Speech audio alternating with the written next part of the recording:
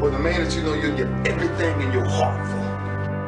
We get one opportunity in life, one chance in life to do whatever you're gonna do, to lay your foundation and to make whatever mark you're gonna make, whatever legacy you're gonna leave your legacy, and it's found through effort.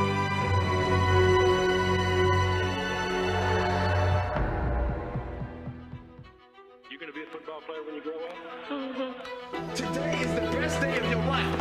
Believe it. He might be the finest quarterback produced in the last 10 years. Philadelphia Eagles select Donovan McNabb. And he said, I'm the best decision this organization has ever Give me made. 8 years of daylight. That's all I need. Fortunately for me, I didn't lose my life, didn't lose my job. Football convinced me that life is a team game. That's right, it's a game for men. The rest of your life, nobody can ever tell you that you couldn't do it. Was this the final game on the sideline for a great coach? I want to thank you very much for making my day in the sun so memorable. Life was cruel on the youngest of the farmer sons. Dealing with gender identity issues was hard enough, but being the only third grader with a bald spot and full-blown salt and pepper mustache was the crisis that propelled Brian into mediocrity. This is the story of how one young mustachioed Midwestern turd burglar transformed himself and his fantasy football team into one of the biggest disgraces in human history.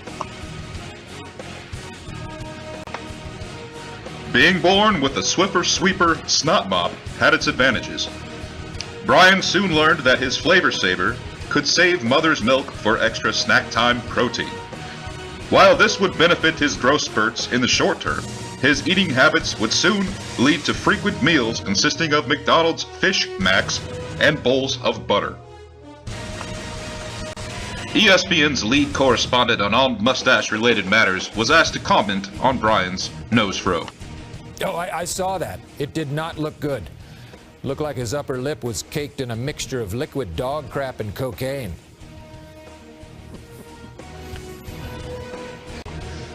Brian had grown up with much ridicule for his nose neighbor, but for what he lacked in self-esteem, he made up for with horrible math skills and an inability to track simple statistics.